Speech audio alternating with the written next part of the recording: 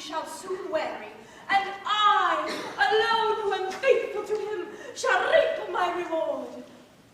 Better not dally too long, Reginald, for my charms are ripe, Reginald, and are decaying. Better secure me ere I have gone too far.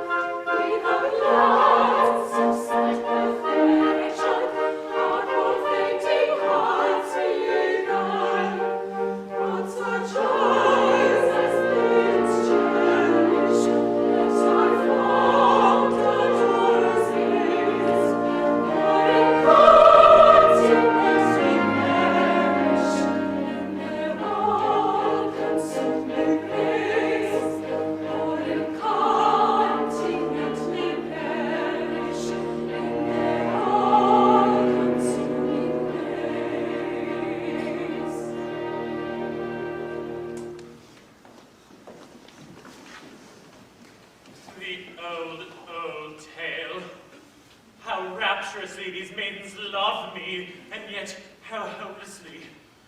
Oh, Patience, Patience, with the love of thee in my heart, what have I for these poor mad maidens except unvalued pity?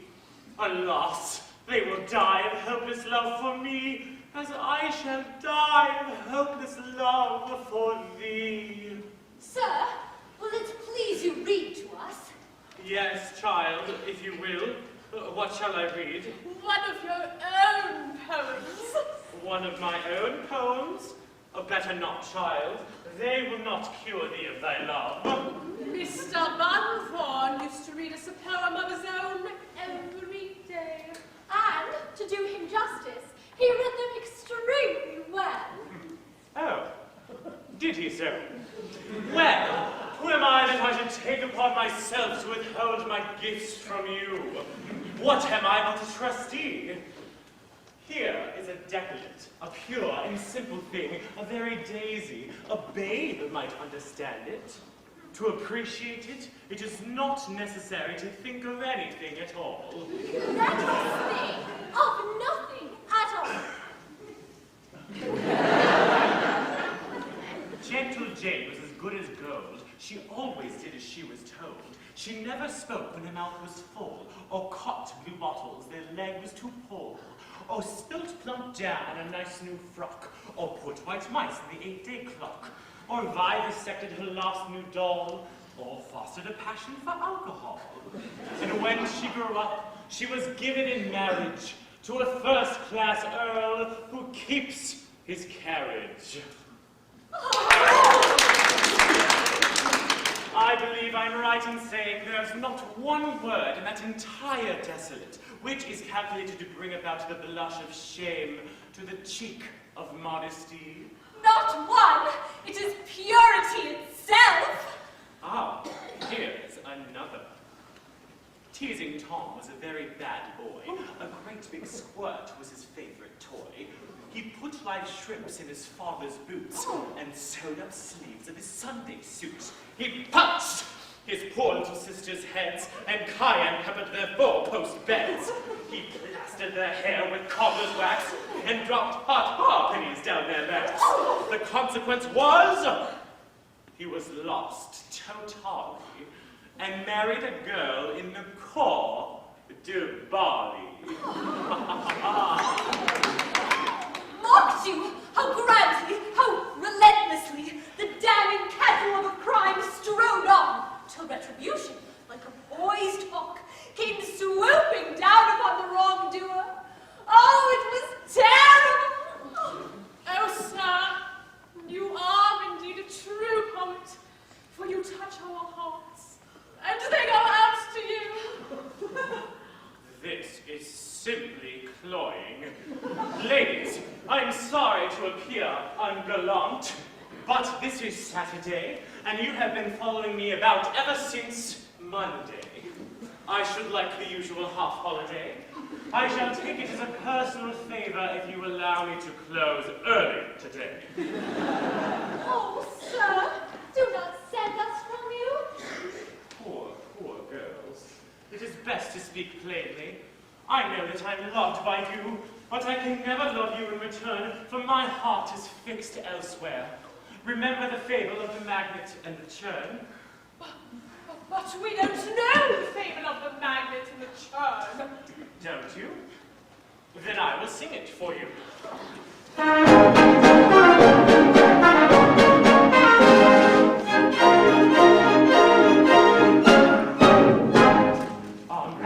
Hung in a hardware shop, and all around was a loving crop of scissors and needles, nails and knives, offering love for all their lives. But behind the magnet felt no whim, growing charmed by a witch on not him. From needles and nails and knives he turned, for it set his love on a silver churn. A silver churn! His most aesthetic, very magnetic fancy took his turn. If I can wield a knife or a needle, why not a silver churn? If I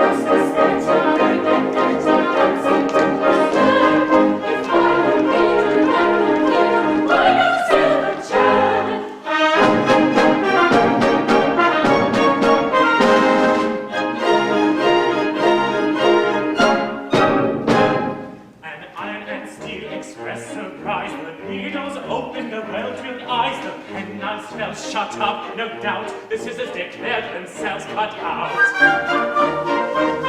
The candles they boiled with great dissent, while every nail went off its head, and pillar and feather began to roam till a hammer came up and drove them home. It drove them home. It drove them home.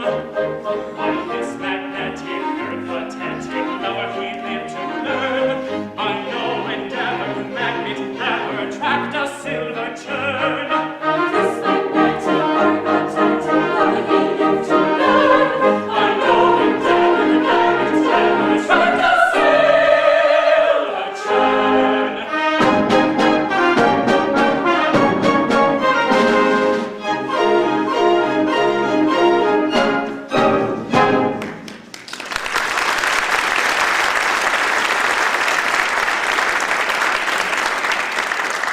Oh, at last they are gone. What is this mysterious fascination I seem to exercise over all I come across? A curse on my fatal beauty, for I am sick of conquests. Oh, Patience! I have escaped with difficulty from my Reginald.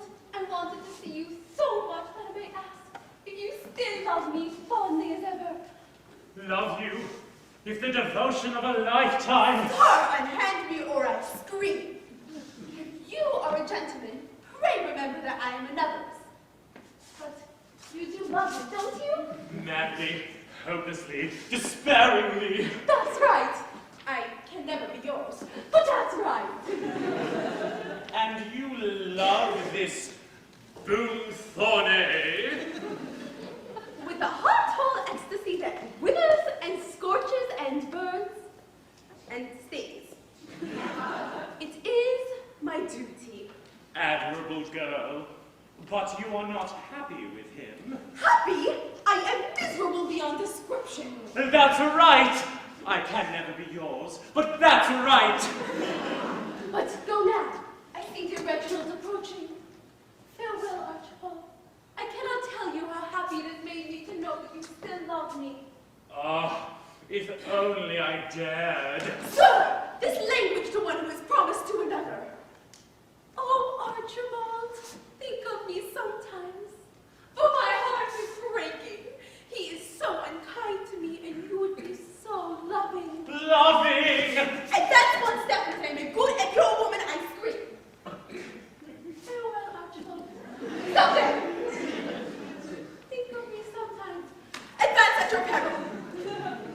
Once more. Adieu. Oh.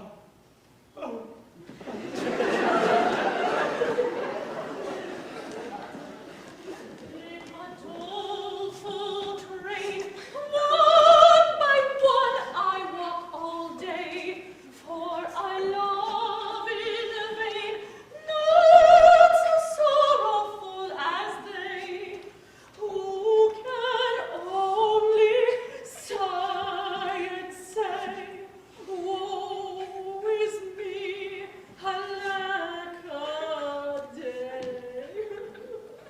Crying, eh? What are you crying about? I was only thinking how dearly I love you. Love me? Ah! Love him, bah! Don't you interfere! Always crushes me. Dear Reginald, what is the matter? If you have any sorrow, tell it to me, that I may share it with you. It is my duty. Whom were you speaking with just now? With dear Archibald. With dear Archibald? Upon my honor, this is too much! A great deal too much. Do be quiet! Crushed again. I think he's the noblest, purest, and most perfect being I have ever met. But I don't love him. It is true that he is devotedly attached to me, but I don't love him. Whenever he grows affectionate, I scream. It is my duty. I dare say. So do I dare say.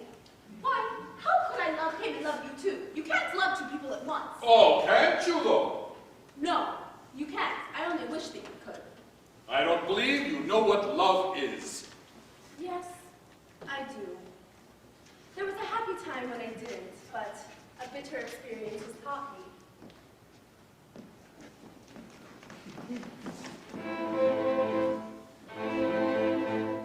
Love is a plaintive song, sung by the suffering maid, telling a tale of wrong, telling of hope betrayed, told to each changing morn, sorry and sad, light is every mote, merry when he is glad, merry when he is glad.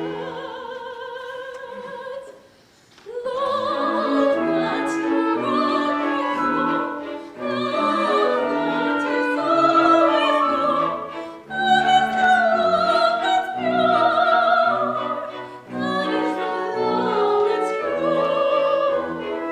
Love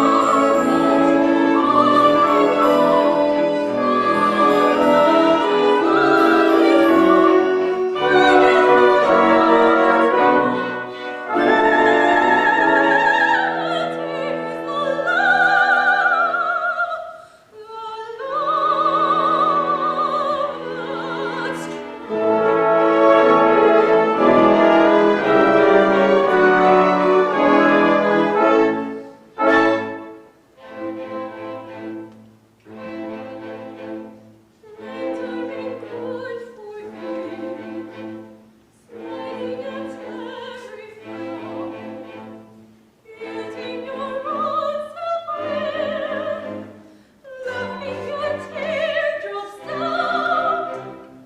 You're a selfish man, trouble or pain to spare,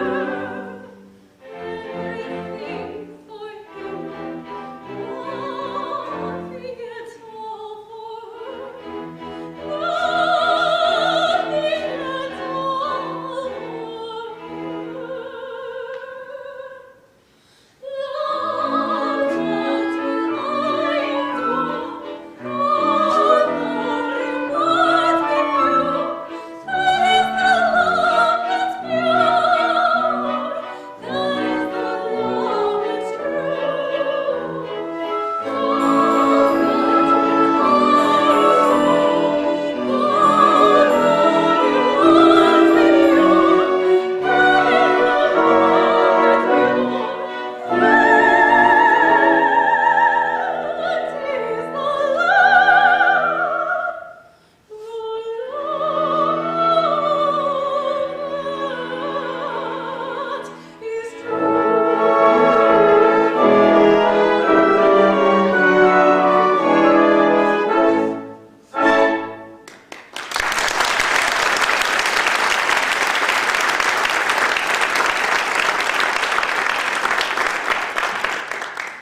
Everything has gone wrong with me since that smug-faced idiot came here.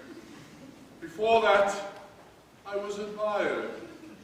I may say, loved. Too mild. Adored. Do let a poet soliloquize! The demoiselles used to follow me everywhere I went.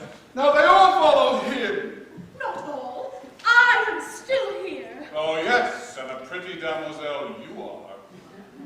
No, not pretty. Massive. I will never leave you. I swear it. Oh, thank you. I know what it is. It's his confounded mildness. They find me too highly spiced for their taste. And no doubt I am highly spiced. Not for my taste. No, but I am for theirs. But I'll show the world that I can be as mild as he. If they want insipidity, they shall have it. I shall meet that man on his own ground and beat him on it. You shall, and I will help you. You will? Jane, there's a good deal of good in you after all.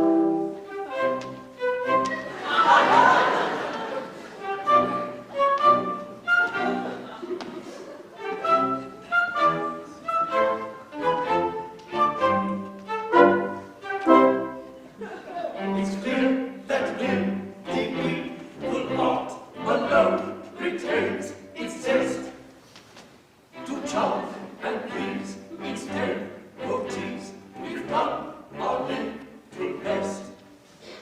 We're not quite sure if all we do has the early English grain.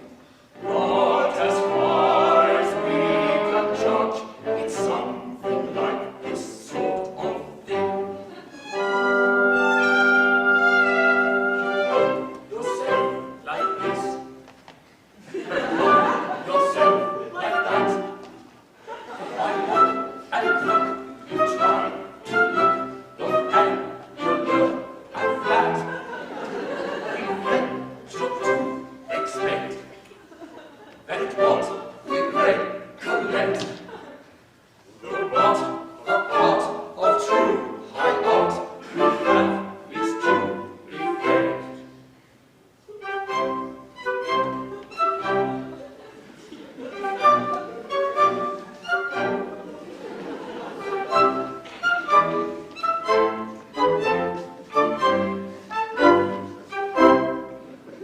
If this is not exactly right, we hope you won't upbraid.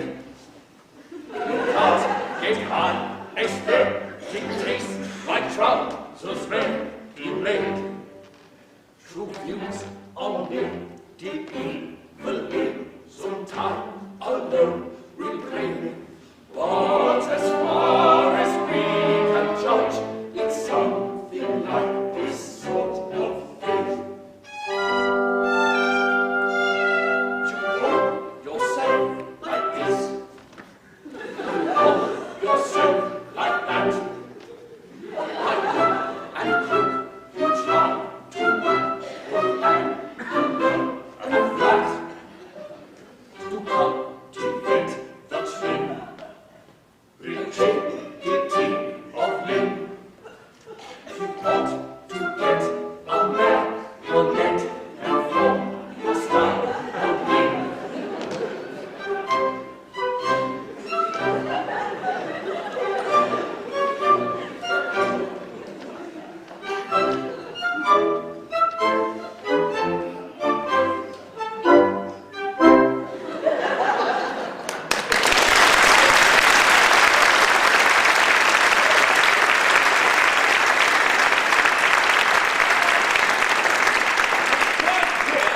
Our only chance of making a lasting impression on these young ladies is to become as aesthetic as they are.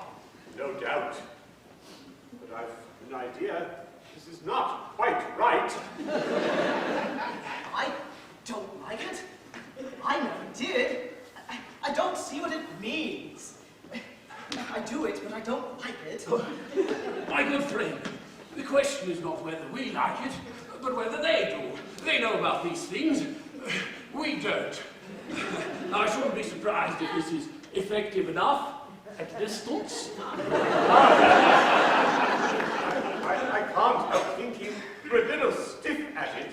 It would be extremely awkward if we were to be struck so.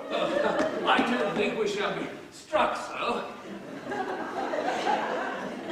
Well, perhaps a little awkward at first, but everything must have a beginning. Oh, here they come. Tension! Oh, Sophia! See, see! The immortal fire has descended on them. And they are of the inner brotherhood, perceptively intense and consummately utter. How Botticellian, how Fra-Angelican. Alas, we thank thee for this boon. I'm afraid we're not quite right. Not supremely, perhaps, but oh so all but. Oh, Sophia, are they not quite too all but? They are indeed jolly utter. I wonder what the inner brotherhood usually recommend for cram. Ladies, we will not deceive you. We are doing this at some personal expense with a view of expressing the extremity of our devotion to you. But we trust that it is not without its effect. We will not deny that we are much moved by this proof of your attachment. Yes, your conversion to the principles of aesthetic art in its highest development has touched us deeply. And if Mr. Grosvenor should remain obdurate, Which we have every reason to believe he will. I wish they'd make haste. We are not prepared to say that our yearning hearts will not go out to you. By section of threes, rapture! Oh, it's very good. For beginners, it's admirable. The only question is who will take who? Oh, the Duke chooses first as a matter of course. Oh, I really couldn't. You're too good. Nonsense. You are a great matrimonial fish, and it's only fair that each of these young ladies should have a chance of hooking you. It's perfectly simple. Observe.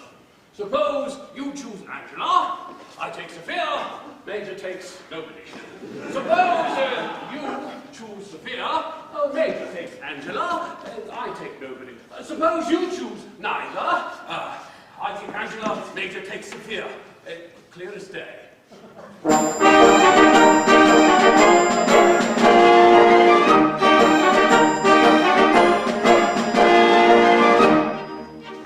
If Sophia I choose to marry, I shall be fixed up for life. Then the Colonel need not tarry, Angela can be his wife. In that case, unprecedented, I shall live and die. I shall have to be contented with their heartfelt sympathy. You will have to be contented with our heartfelt sympathy. In that case, unprecedented sympathy will live and die. You will have to be contented with our heartfelt sympathy. You will have to be contented with our heartfelt sympathy. You will have to be contented with our heartfelt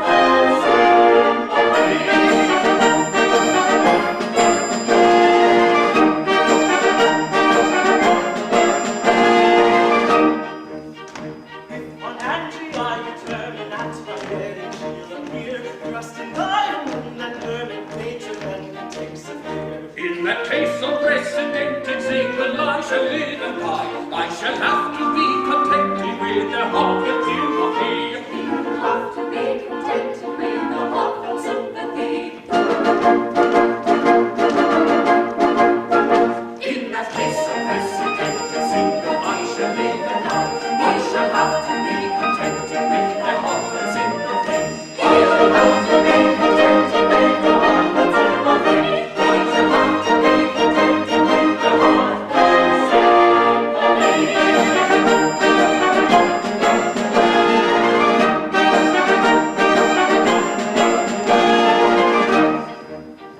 After some debate internal, if on neither I decide, Sophia then can take the Colonel, Angie be the Major's plan. In that case, unprecedented, single I must live and die. I will have to be contented with their heartfelt sympathy. We will have to be contented with our heartfelt sympathy. In that case, unprecedented single, we will live and die. We will have to be contented with our heartfelt sympathy. We will have to be contented with our heartfelt sympathy. We will have to be contented with our heartfelt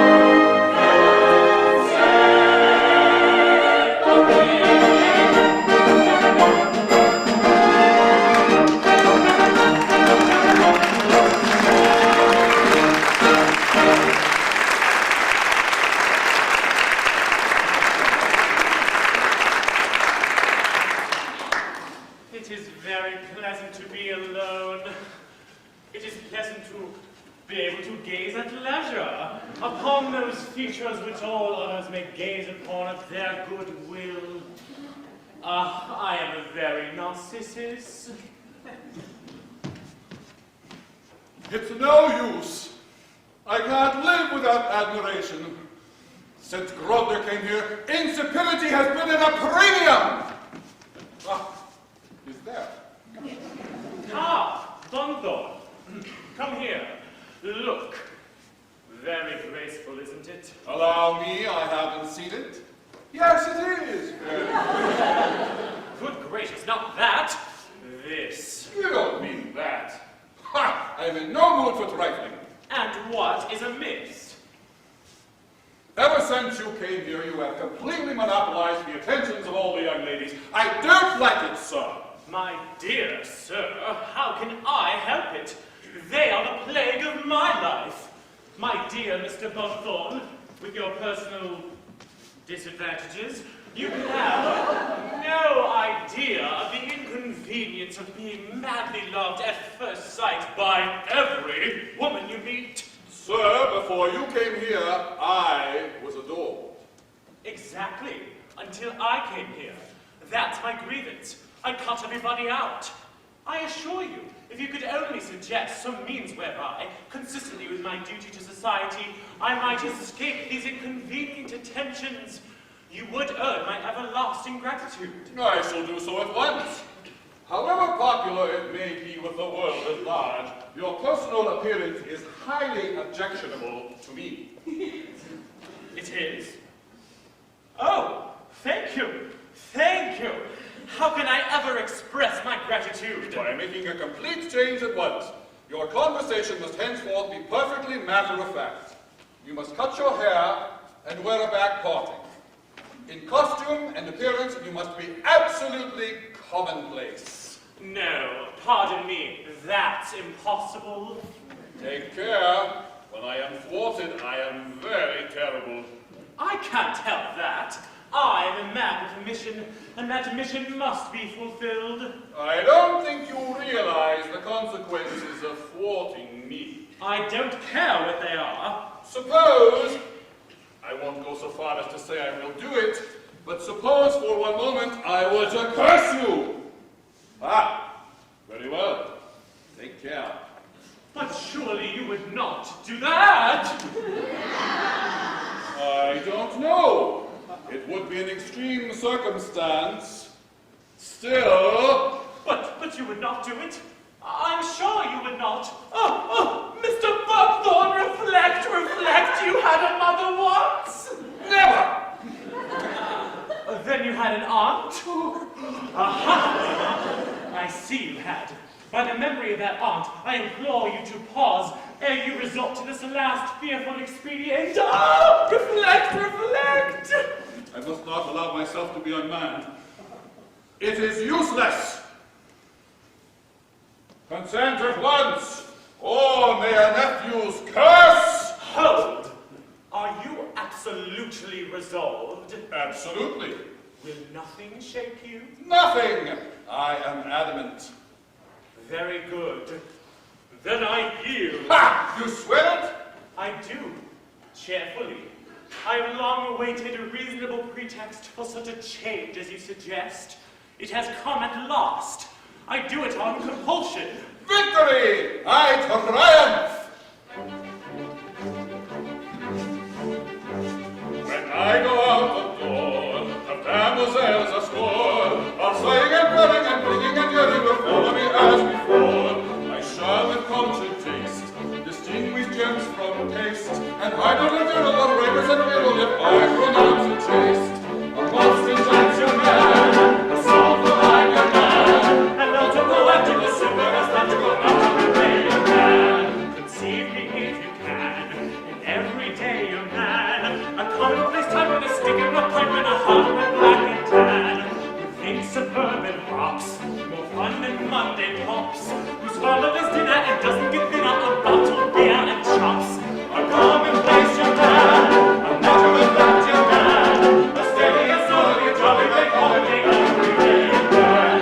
a Japanese young man, a poet-like young man, Francesco Garudini, Nivini, Nivini, Shadasecqua young man, A Chancery lady man, a Somerset House young man, a very delectable, highly respectable, prickly boss young man. a valid and clean young man, a haggard and lank young man, a queen of reality, club in a gallery, foot in a grave young man, A Sewell and Cross young man, a Howland James young man, a very delectable, highly respectable, three-penny boss young man. Conceive me if you can, what a great young man, another poetical, so identical, every day young man. Conceive me if you can, what a great young man, another poetical, so identical, every day young man.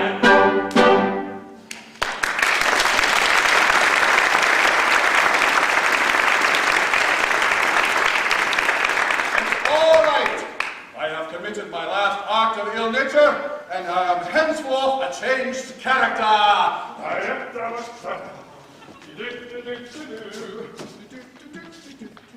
Reginald, damn you. And what in the world is the matter? Patience, I'm a changed man. Hitherto I've been gloomy, moody, fitful, uncertain in temper, and selfish in disposition. You have indeed. All that has changed. I am reformed. I have modeled myself upon Mr. Grosvenor. I shall still be aesthetic, but my aestheticism will be of the most pastoral kind. Oh, Reginald, is this all true? Quite true. Observe how amiable I am. But, Reginald, how long will this last? Well, with periods for rest and refreshment, as long as I do. Oh, Reginald, I'm so happy. Oh, dear, dear Reginald, I cannot express the joy I feel at this change. It will no longer be a duty to love you, but a pleasure, a rapture, an ecstasy. My darling. But, oh, horror! What's the matter? It is quite certain that you have absolutely reformed, that you are henceforth a perfect being, utterly free from defect of any kind? Quite certain. I have sworn it. Then I can never be yours. Why not? Love, to be pure, must be absolutely unselfish, and there is nothing unselfish in loving so perfect a being as you have now become. But stop a bit. I don't want to change. I'll relax. I'll be as I was. Interrupted.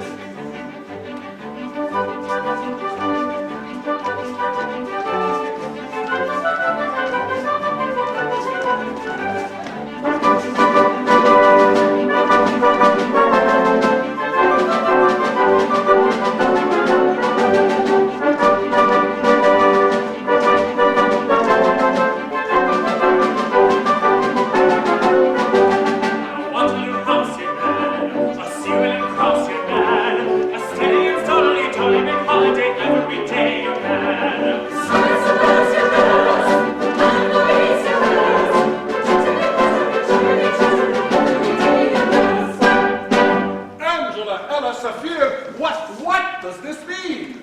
It means that Archibald the All-Right cannot be all-wrong.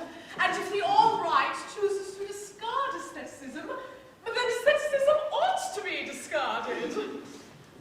Oh, Archibald, I'm shocked, surprised, horrified. I can't help it. I'm not a free agent. I do it on compulsion. This is terrible. Go. I shall never set eyes on you again. But, oh joy!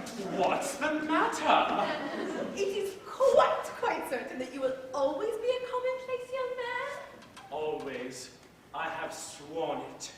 Why, then there's nothing to prevent my loving you with all the fervor at my command.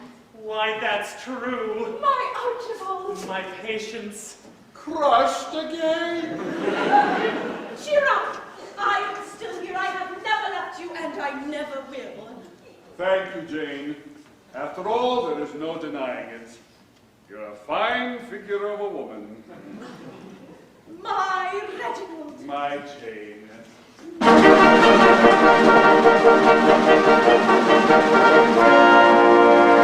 Ladies, the Duke has at length determined to select a bride. I have a great gift to bestow. Approach those of you who are truly lovely.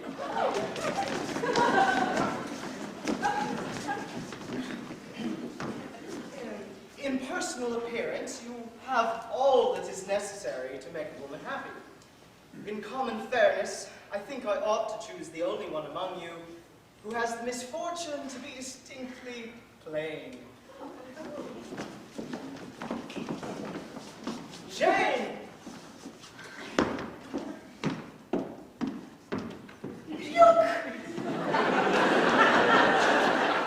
Crushed again!